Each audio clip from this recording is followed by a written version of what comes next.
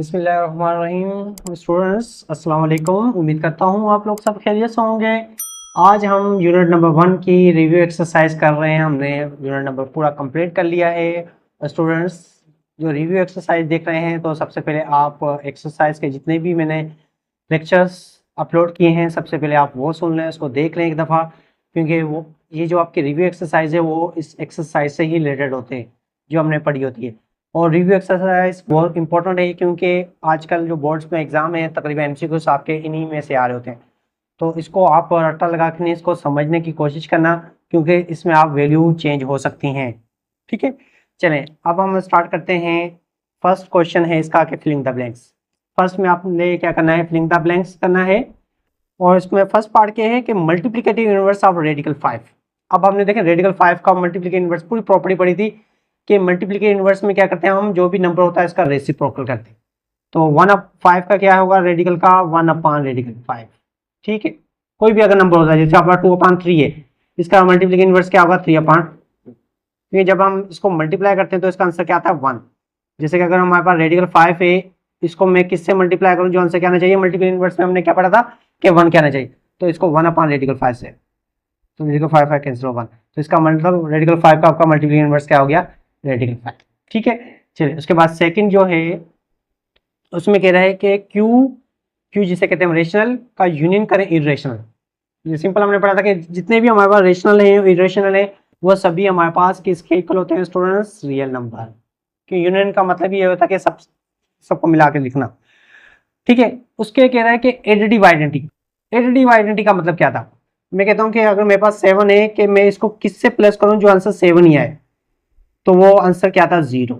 तो मतलब 0 एक ऐसी एडिटिव आइडेंटिटी है कि वो किसी भी नंबर की पहचान को खत्म नहीं करती। अगर 7 की पहचान 7 है वो 7 ही रहेगी, अगर चाहे वो इससे प्लस हो। तो यहाँ पे थर्ड में हमारे पास क्या आ जाएगा 0। ठीक है, उसके बाद 4 है कि 5 + 6 6 + 7 इक्वल टू 7 + 5 + 6 + 7। अब ये स्टूडेंट्स क्या है, यहाँ पे डैश में क्या आएगा, देखिए हमारे पास ये प्रॉपर्टी अप्लाई हो रही है जिसे कहते हैं हम एसोसिएटिव प्रॉपर्टी ऑफ एडिशन। उसमें फर्स्ट 2 पे ब्रेक, लास्ट 2 में आ रहा है, इसमें आएगा फर्स्ट 2 में, तो लास्ट में हमारे पास कौन सा नंबर मिस हो रहा है 7। चलें गुड, ठीक है। चलें उसके बाद नेक्स्ट है हमारे पास 5 में कह रहा है कि 3 को प्लस करें और इसको -3 करें, तो इसका आंसर क्या आ जाएगा, आंसर आ जाएगा 0। अगर इसकी प्रॉपर्टी का पूछा जाए तो स्टूडेंट्स इसकी प्रॉपर्टी हम क्या कह सकते हैं, ये हमारे पास कहलाती है एडिटिव इनवर्स। क्योंकि जब भी हम किसी को नंबर्स को उससे क्या करते हैं साइन चेंज करके इसको प्लस करते हैं तो आंसर अगर 0 आ रहा है तो उसे कहते हैं हम एडिटिव इनवर्स। ठीक है, ये भी हो सकता है। और 6 में कह रहा है कि pi is a dash number.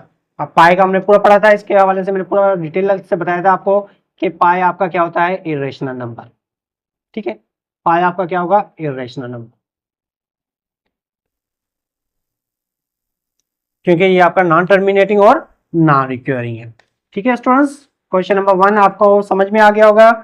चलें अब आगे हम आगे चलते हैं, इसके मजीद जो पार्ट्स हैं आगे कर लेते हैं। इसमें सेकंड में क्या कहना चाह रहा है, चलें और भी हैं इसके parts. 22/7 is a dash number. 22/7 हमारे पास कौन सा नंबर है, 22 आपका क्या है रेशनल नंबर। अब मैंने बताया था कि 22 आपका रेशनल नंबर क्यों है स्टूडेंट्स, क्योंकि ये आपका टर्मिनेटिंग और रिक्योरिंग, नॉन टर्मिनेटिंग और रिक्योरिंग है। ठीक है, इसके भी मैंने पूरा लेक्चर आपके हवाले से इस हवाले से बताया था कि पाई और 22/7 में हमारे पास क्या फर्क होता है। वैसे बेसिकली तो दोनों के नंबर सेम है, लेकिन नहीं, पाई जो होता है हमारे पास 3.14 अप्रोक्सीमेटली होता है, मतलब 3.14 इस तरीके से चल रहा होता है, जबकि ये होता है 22 3.14 क्लियर होता है, ये अप्रोक्सीमेटली होता है। इस वजह से हम इसको क्या कहते हैं रेशनल, एक होता है इरेशनल। ठीक है, उसके बाद 8 है, 8 है कि द कॉन्जुगेट ऑफ -3 + 5 आइटा। अब कॉन्जुगेट में हम क्या करते हैं सिर्फ इमेजिंग पार्ट की साइन चेंज करेंगे, रियल पार्ट होगा आपका सेम रहेगा, -3 आपका सेम रहेगा, जो 5 आइटा है क्या हो जाएगा -5 आइटा। ठीक है, उसके बाद 9 कह रहा है कि 2 आयोटा को अगर 3 - आयोटा करें तो रियल पार्ट कौन सा होगा। अब ये थोड़ा समझने वाला है, इसमें स्टूडेंट मिस्टेक कर जाते हैं कि अगर मेरे पास 2 आयोटा है, इसको हम मैं 3 आयोटा -1 से मल्टीप्लाई करूँ, आयोटा से मल्टीप्लाई करूँ तो क्या आएगा, 2 आयोटा को 3 माइनस आयोटा से मल्टीप्लाई करूँ तो आंसर क्या आएगा? चलिए पहले मैं इसको मल्टीप्लाई कर लेता हूँ। 6 आयोटा हो गया, फिर 2 आयोटा को माइनस 2 आयोटा से करें तो क्या होगा? 2 आयोटा का स्क्वायर, और जब आयोटा का स्क्वायर हो जाता है वो क्या होता है? इमेजिनरी के। तो 6 आयोटा, आयोटा स्क्वायर बराबर है -1 के, तो ये होगा -2 -1, तो 6 आयोटा माइनस इंटू माइनस क्या होगा? प्लस का 2। तो ये हो गया हमारे पास इमेजिनरी पार्ट और ये हो गया रियल पार्ट। तो इसमें ये पूछा कि रियल पार्ट कितना होगा? रियल पार्ट होगा हमारे पास 2। ठीक है स्टूडेंट, अब इसका लास्ट है कि the product of two complex number. अब प्रोडक्ट ऑफ कॉम्प्लेक्स नंबर पूरा आपने फार्मूला ड्राइव किया था कि वो किसके बराबर था? वो था a c minus b d, ठीक है, और comma a d plus b c. ये पूरा फार्मूला हमने ड्राइव किया था। अगर आपको ये फार्मूला देखना है कि किस तरीके से ड्राइव हुआ था तो आप मेरा प्रीवियस लेक्चर सुन सकते हैं। ठीक है स्टूडेंट्स, फर्स्ट के पार्ट कंप्लीट हो गए हैं। सेकंड में कह रहा है कि read the following sentence carefully and in circle T in case of true and F in case of false. ठीक है, ट्रू और फॉल्स आप लोगों ने इसमें बताने। अब कह रहा है कि R is close under multiplication. क्या हमारे रियल को अगर हम मल्टीप्लीकेशन फॉर्म में लिख सकते हैं? बिल्कुल, रियल नंबर है, रियल नंबर को आप किस में भी लिख सकते हैं?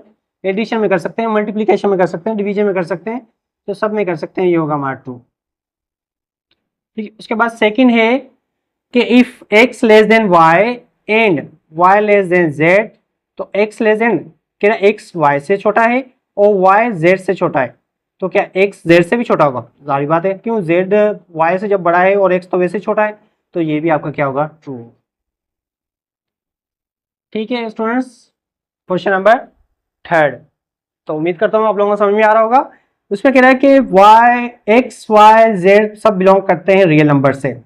अगर x y माइनस जेड है, अब देखें ये मल्टीप्लीकेटिव, ये है डिस्ट्रीब्यूटिव प्रॉपर्टी ऑफ मल्टीप्लीकेशन और सब्ट्रैक्शन, तो वो क्या होगा? x y से मल्टीप्लाई होगा, बीच में आएगा माइनस जेड से मल्टीप्लाई होगा, तो ये भी आपका क्या हुआ? ट्रू। उसके बाद है फोर्थ, इसमें कह रहा है the product of every two imaginary numbers is real.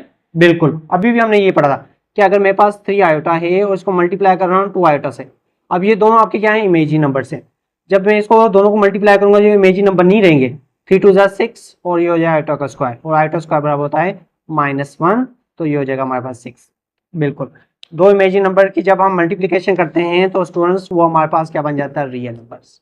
तो ये है ट्रू। ठीक है, जब आपके पास एक इमेजिनरी है एक रियल है तो आपका आंसर होगा इमेजिनरी। अगर कहीं पे ये आ रहा है ना कि रियल को इमेजिनरी से मल्टीप्लाई करें तो ये होगा 6 आयोटा, तो ये आपका इमेजिनरी बन जाएगा। ठीक है, उसके बाद इसका फिफ्थ पार्ट है this sum of two real number is real number. जी बिल्कुल, प्रॉपर्टी पढ़ी थी। अगर मेरे पास दो नंबर है रियल, 7 + 3 क्या होगा? 10 होगा, तो रियल नंबर को रियल नंबर से करें तो रियल नंबर ही आएगा, कभी इमेजिनरी नंबर नहीं बनेगा। ठीक है, तो ये भी आपका ट्रू। ठीक है स्टूडेंट्स, सेकंड कंप्लीट हो गया।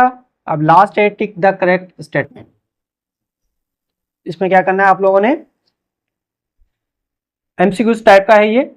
The additive inverse of radical 5। अब उसमें मल्टीप्लिकेटिव इनवर्स आया था रेडिकल 5, इसमें एडिटिव इनवर्स। तो इसमें आपका जो राइट ऑप्शन आ रहा है स्टूडेंट्स, वो ऑप्शन आ रहा है ए। ठीक है, और ए में हमारे पास क्या है? ए में हमारे पास है माइनस रेडिकल 5, क्योंकि इनवर्स में हम क्या करते हैं स्टूडेंट्स? साइन चेंज करेंगे। एडिटिव इनवर्स में साइन चेंज करते हैं और मल्टीप्लिकेटिव इनवर्स में हम रेसिप्रोकल करते हैं। ठीक है, क्लियर? उसके बाद कह रहा है कि 5 आयोटा को -2 आयोटा से मल्टीप्लाई करें।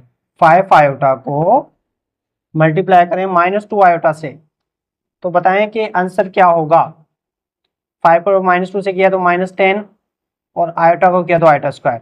-10 मल्टीप्लाई बाय -1, आयोटा स्क्वायर किसके बराबर? -1 के। -10 को -1 से किया तो ये होगा प्लस का 10, तो इसका होगा आंसर 10। तो इसमें हमारे पास जो ऑप्शन आ रहा है वो आ रहा है बी, जो कि आंसर है 10। ठीक है स्टूडेंट्स, क्लियर हुआ? चलें अब इसका नेक्स्ट पार्ट कर लेते हैं, थर्ड। अब थर्ड में कह रहा है स्टूडेंट्स के 3 रेडिकल टू 5 + 7 3.5 नहीं है यहाँ पे स्टूडेंट्स, प्रोडक्ट है। ठीक है, +3.7। तो इसका मतलब है यहाँ पे जब भी हमारे पास मल्टीप्लाई और प्लस जब भी एक ही प्रॉपर्टी हमारे पास दो साइनें यूज हो रही हैं तो इसका मतलब वहां पे समझो कि वो डिस्ट्रीब्यूटिव प्रॉपर्टी है, ना वो कम्यूटेटिव हो सकता है, ना वो आपका एसोसिएटिव हो सकता है, ना ही वो क्लोजर हो सकता है, ये होगा डिस्ट्रीब्यूटिव। तो इसका राइट ऑप्शन है सी। तो ये कौन सी है, सी होगा हमारे पास होती है डिस्ट्रीब्यूटिव। ठीक है स्टूडेंट्स, तो नेक्स्ट हमारे पास है 4। अब इसमें कह रहा है कि रेडिकल -2, अब देखें यहाँ पे है और -2, ठीक है, ये क्वेश्चन था। अब हमें पता है कि हम क्या करते हैं, अगर सेम सेम आ रहा तो हम एक ही रेडिकल में लिख लेते हैं। तो अगर इसका हम पेयर बनाएं तो स्टूडेंट्स क्या आंसर आएगा, -2। क्लियर। चलें, तो इसका ऑप्शन क्या होगा हमारे पास, इसका ऑप्शन हो गया बी, जो कि आंसर है इसमें हमारे पास -2। ठीक है, और कहीं कहीं पे इसको स्टूडेंट्स ऐसे भी ये कहते हैं कि अगर हम -2 को -2 से करें तो 4 हो जाएगा, तो ये 2 हो जाएगा। नहीं, क्योंकि हमने तो पेयर बनाने पड़ते हैं ना, पेयर में हमारे पास क्या होनी चाहिए, निशानी भी सेम होनी चाहिए और वो भी सेम होनी चाहिए। चलें, ठीक है स्टूडेंट्स, क्लियर। तो ये हमारे पास रिव्यू एक्सरसाइज कंप्लीट हो गई। रिव्यू एक्सरसाइज के साथ साथ हमारा पूरा चैप्टर 1 कंप्लीट हो गया, जो कि रियल नंबर और कॉम्प्लेक्स नंबर के हवाले से था। ठीक है, उम्मीद करता हूँ कि आप लोगों को ये पूरा चैप्टर समझ में आ गया होगा। अब हम मिलते हैं नेक्स्ट चैप्टर में, जो है यूनिट नंबर 2। तो अपना ख्याल रखिएगा। ओके स्टूडेंट्स, अल्लाह हाफिज़।